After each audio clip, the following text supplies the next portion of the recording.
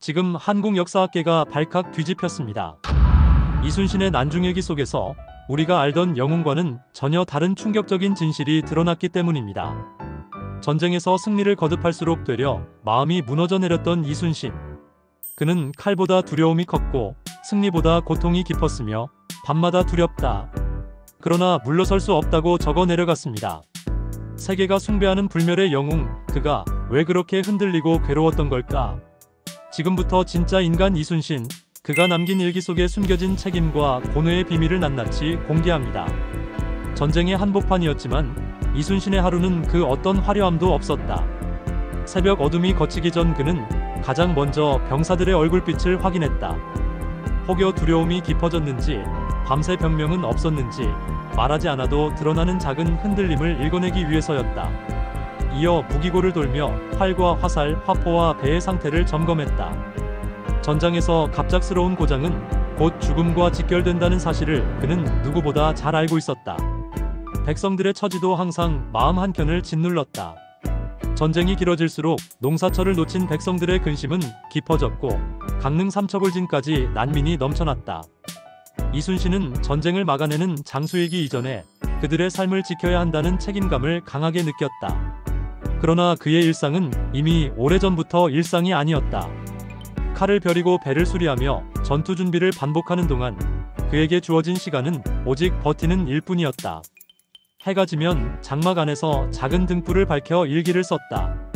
그 일기는 화려한 승리의 기록이 아니라 매일의 고통, 두려움, 책임이 오롯이 담긴 가장 인간적인 고백이었다. 오늘도 병사들이 고단했다. 그러나 버텨야 한다.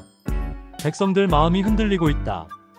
이런 기록 속에서 그는 자신의 결핍을 직시했다. 영웅이라는 가면 뒤에는 언제 무너질지 모르는 외로운 인간 이순신이 있었다. 하지만 그 결핍은 오히려 그를 더욱 단단하게 만들고 있었다. 전선을 따라 급보가 계속 들려왔다.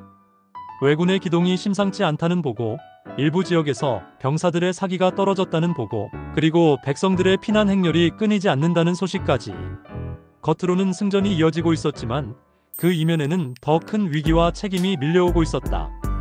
이순신은 이 급보들이 단순한 전투 소식이 아니라 자신에게 떨어진 새로운 부름임을 직감했다. 그는 이미 수많은 전투에서 승리를 거두었지만 승리가 쌓일수록 부담은 오히려 더 커졌다. 백성을 지킬 힘이 내게 있는가? 이 질문은 전장에서의 외침보다 더 무거웠다. 전황이 악화되며 왜군은 예상보다 빠르게 병력을 재편했고 해상의 통제권을 두고 다툼은 더 치열해질 것이 분명했다. 이순신은 이미 알고 있었다. 지금까지의 승리는 단지 서막에 불과하고 앞으로는 더 혹독한 결단과 더 큰 희생이 필요하리라는 것을. 그런데도 그는 전쟁이 자신에게 새로운 명령을 내리고 있다는 느낌을 피할 수 없었다. 단순한 장수가 아니라 조선의 마지막 방패가 되어야 한다는 숙명 같은 부름이었다. 이것이 바로 모험의 부름이었다. 한 인간이 감당하기에는 너무도 벅찬 책임이었지만 분명 피할 수 없는 길이기도 했다. 갈등은 깊어지고 백성들의 시선은 그에게 향해 있었다. 그는 그 무거운 부름 앞에서 조용히 숨을 골랐다. 그리고 마음속에서 작게 울리는 소리를 들었다. 이제 너의 운명을 마주할 때다. 이순신은 누구보다 용감한 장수였지만 두려움이 없었던 것은 아니다. 그가 남긴 난중일기 곳곳에는 자신이 느낀 인간적인 흔들림과 고통이 적나라하게 적혀있다. 두렵다. 그러나 물러서지 않겠다. 이 짧은 문장 속에는 그의 내면에 자리했던 깊은 갈등이 담겨있다. 승리를 해도 마음이 가벼워지지 않았다.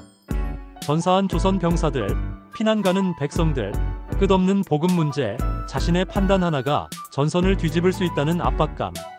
이런 모든 현실은 그를 잠시 멈춰 서게 했다. 그는 스스로에게 수십 번을 물었다. 나는 정말 이 전쟁을 이겨낼 힘이 있는가? 이 질문은 단순한 의심이 아니라 책임의 무게가 만들어낸 인간의 본능적인 거부였다. 이순신은 전쟁을 통해 영웅이 되기 위해 움직인 사람이 아니었다. 오히려 그는 그 어떤 영웅보다 인간적이었고 그 인간다움 때문에 갈등도 깊었다. 패배에 대한 공포는 자신이 죽는 문제가 아니라 나라가 무너지는 문제였다. 이런 거대한 섬뜩함이 그의 마음을 조여왔다. 그러나 그는 결코 도망칠 수 없다는 것도 잘 알고 있었다. 백성들, 병사들, 그리고 나라. 너무 많은 이들의 생명이 그에게 달려 있었다.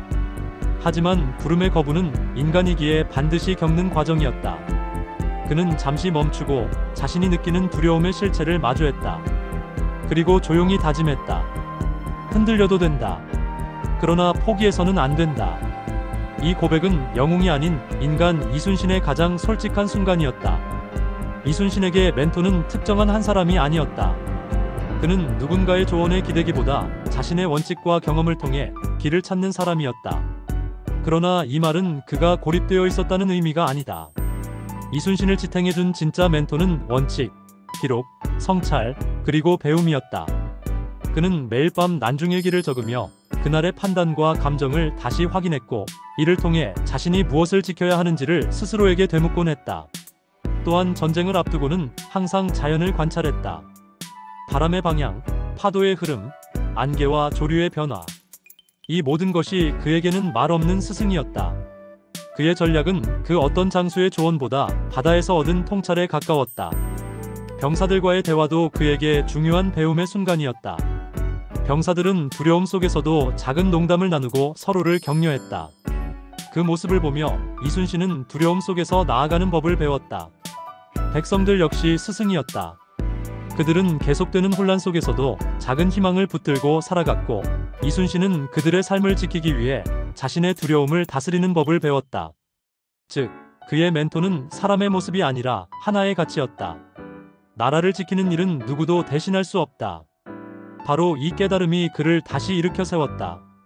흔들리는 마음을 다잡게 해준 것은 화려한 조언이 아니라 자신의 중심에 있는 소박하지만 강한 철학이었다. 이 원칙은 앞으로 다가올 거대한 시련을 마주하는데 결정적인 역할을 하게 된다. 이순신은 결국 결단했다. 더 이상 두려움에 머물 수 없다는 것을 알고 있었다. 그는 병사들을 다시 모아 훈련을 강화하고 해상의 지형을 다시 분석하며 최악의 상황을 대비해 전열을 가다듬었다. 이 과정은 단순한 준비가 아니라 하나의 경계를 넘는 행위였다. 바로 인간 이순신에서 지도자 이순신으로 넘어가는 순간이었다. 전쟁의 불길 속에서 그는 자신의 감정보다 병사들의 생명과 나라의 안위를 우선해 두었다. 첫 관문을 통과한다는 것은 전투에서 이기는 것을 의미하지 않았다. 그것은 자신의 두려움을 이기고 책임감으로 걸음을 내딛는 순간을 뜻했다. 이러한 결단은 실로 조용했지만 무거웠다. 그는 병기고를 돌며 무기 하나하나를 직접 만져보고 부서진 줄 하나까지도 놓치지 않았다. 배를 정비하는 과정에서도 그는 사소한 부분까지 꼼꼼히 살폈다. 병사들은 그의 이런 모습을 보며 다시 마음을 다잡았고 서로에게 의지가 되었다. 이순신은 드디어 행동으로 자신의 결심을 증명했다. 그는 이제 한 발 물러설 수 없는 작은 전쟁을 시작하고 있었다. 그가 넘어선 첫 관문은 외부의 적이 아니라 자신의 내면이었다. 이 결단으로 인해 그는 영웅의 여정에 본격적으로 진입했고, 앞으로 벌어질 수많은 관문을 맞이할 준비가 되어 있었다. 전쟁은 이미 시작되었지만 이제 그는 자신의 역할을 명확히 이해한 장수가 되어 있었다. 전쟁은 끊임없는 시험이었다. 병기 공급이 부족해지면 병사들은 불안해했고 전선 곳곳에서 돌발적인 상황이 발생했다. 일부 지역에서는 왜군이 새로운 포진을 갖추고 기습 공격을 준비하는 조짐까지 보였다. 이순신은 매 순간 어려움을 마주해야 했다. 또한 동료 장수들의 전사 소식은 그의 마음을 무너뜨렸다. 그러나 그와 가장 가까운 동맹은 병사들이었다. 병사들은 이순신이 직접 자신들의 이름을 부르고 작은 병명도 기록하는 모습을 보며 신뢰를 키웠다. 그의 진심은 병사들의 마음속에 깊이 자리 잡았다. 병사들은 그를 위해서라기보다 스스로를 위해 싸우는 힘을 얻었다. 이순신은 그들과의 관계에서 큰 위로를 얻었고, 이 관계는 조선 수군 전체의 사기로 확장되었다. 그러나 적의 위협은 점점 커졌다. 왜군은 조선 수군의 움직임을 분석하며 새로운 전술을 개발하고 있었다. 숫자에서도 보급에서도 조선은 불리했다. 이 상황 속에서 이순신은 본격적인 시험대에 올랐다. 그는 연속되는 위기를 돌파할 냉철한 판단을 내릴 수 있어야 했다. 또한 함께 싸울 동맹과 적대 세력의 본질을 정확히 파악해야 했다. 이 단계는 단순히 전투의 어려움이 아니라 지도자로서의 한계와 인간적인 외로움을 견디는 가혹한 과정이었다. 그 모든 시련 속에서도 이순신은 결코 무너지지 않았다. 그의 신념은 단단했고 병사들은 그 신념을 따라 나아갔다. 밤이 깊어지면 이순신은 장막 속에서 작은 등불을 켜고 일기를 펼쳤다. 외부에서는 바람소리와 파도소리가 어둠을 흔들었고 내부에서는 적막 같은 침묵이 가슴을 눌렀다. 이 순간 그는 더 이상 장군이 아니었다. 그는 두려움과 책임감 사이에서 흔들리는 한 인간이었다. 일기 속에는 전투의 기록뿐 아니라 자신이 느끼는 절망과 고뇌가 생생하게 적혀있다. 오늘도 마음이 무겁다. 병사들의 사기를 잃지 않게 해야 한다. 백성들이 또다시 피난길에 올랐다. 이런 기록들은 그의 내면이 얼마나 깊은 심연에 닿아 있었는지 보여준다. 이 단계에서 그는 자신의 존재 이유를 다시 묻기 시작했다. 자신이 왜 전쟁을 해야 하는지, 왜 이 자리를 지켜야 하는지, 그리고 자신이 지켜야 하는 것이 무엇인지. 그는 이 질문들 앞에서 흔들렸지만 도망치지 않았다. 고통의 중심으로 더 깊이 들어갔다. 그는 너무 많은 것을 잃고 있었고 앞으로 잃을 것들도 알고 있었다. 하지만 그 심연 속에서 그는 한 가지 진실에 다다랐다. 나는 영웅으로 살기 위해 싸우는 것이 아니다. 나라를 지키기 위해 싸운다. 이 깨달음은 그에게 다시 일어설 힘이 되었고 그는 자신의 책임을 더 단단히 붙들었다. 심연으로의 접근은 그의 영웅 여정 중 가장 고독한 순간이었지만 동시에 가장 중요한 전환점이었다. 이순신은 결국 가장 혹독한 순간과 마주했다. 동료 장수들의 전사 소식이 연달아 들려왔고 그는 그들의 이름을 일기에 적으며 마음속으로 울었다. 이 과정은 단순한 슬픔을 넘어서 그의 내면을 뿌리째 흔드는 시련이었다.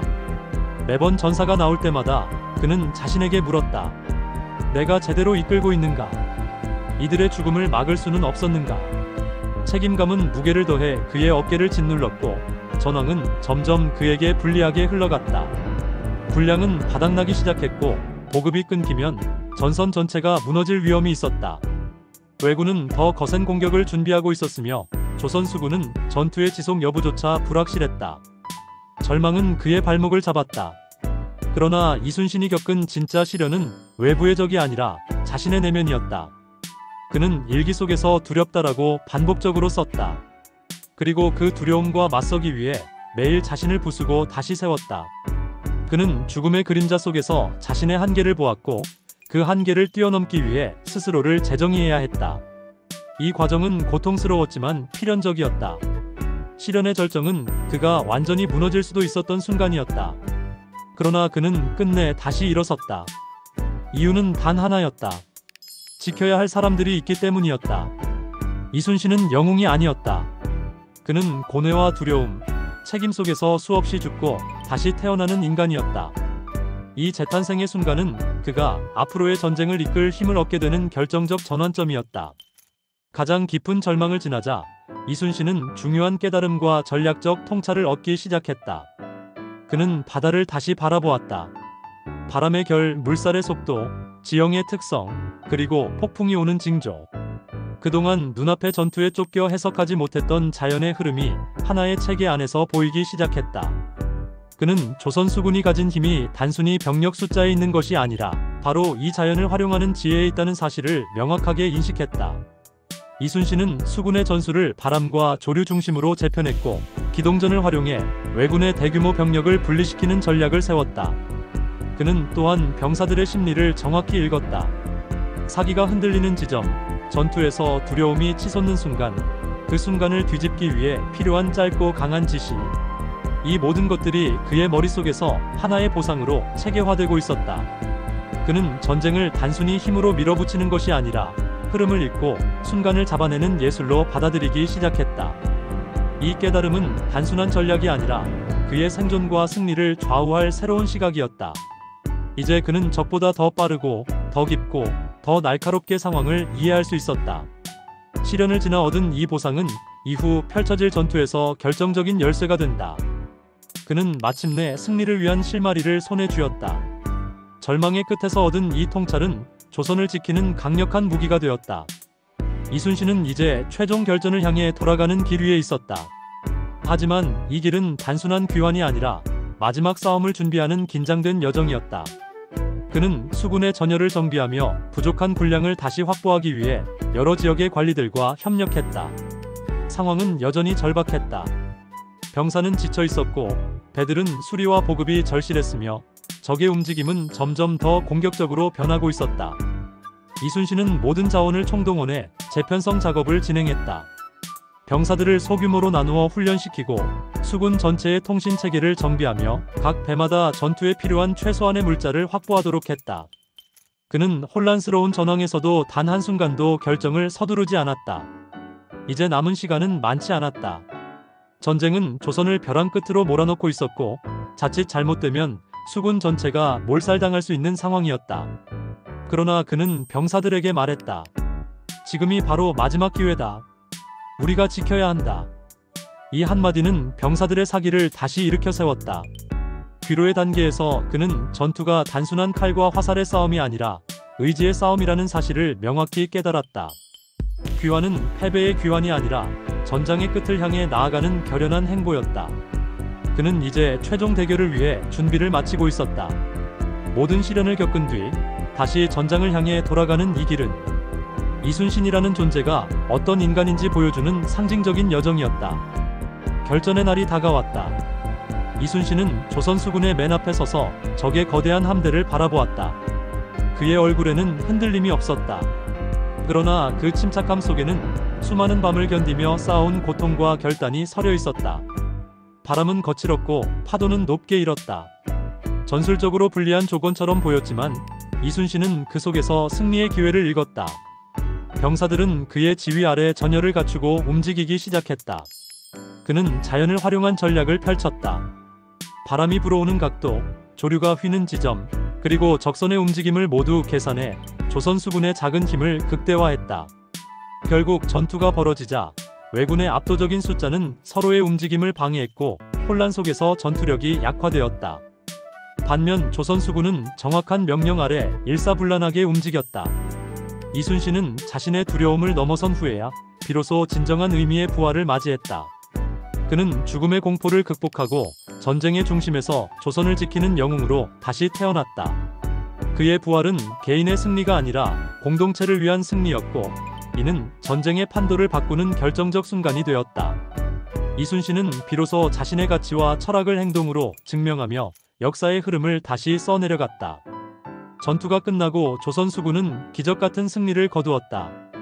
그러나 이순신은 승리의 환호보다 먼저 전사한 병사들의 이름을 떠올렸다. 그는 일기를 펼쳐 하나하나 기록했고 그들의 희생을 결코 잊지 않겠다고 다짐했다. 이순신이 얻은 영약은 화려한 승전의 기록이 아니라 책임의 가치였다. 그는 전쟁 속에서 배운 인간의 본질, 지도자의 마음가짐, 공동체를 지키는 진짜 힘을 조선 사회에 되돌려 주었다. 그의 전략은 단지 전술적인 승리를 넘어 공동체 전체가 이어받을 수 있는 지혜로 남았다. 백성들은 그의 승리를 통해 다시 희망을 품었고 병사들은 자신들의 싸움이 헛되지 않았다는 사실을 깨달았다. 이순신의 일기는 후대에 이르러 귀중한 기록으로 남아 전쟁 속에서 흔들리지 않는 리더십이 무엇인지 보여주는 교본이 되었다. 영웅으로 돌아온 것이 아니라 책임을 지켜낸 인간으로 돌아온 것이다. 그의 귀환은 조선이 다시 일어설 수 있는 발판이 되었고 후대의 우리에게도 깊은 울림을 전해준다. 마지막 장을 덮으며 그는 조용히 다짐했다. 오늘의 기록은 후세가 진실을 잊지 않기 위함이다. 그가 남긴 영약은 승리보다 더 오래 남아 조선의 정신을 지탱하는 힘이 되었고 지금도 우리는 그의 기록 속에서 흔들리지 않는 책임의 본질을 배우고 있다.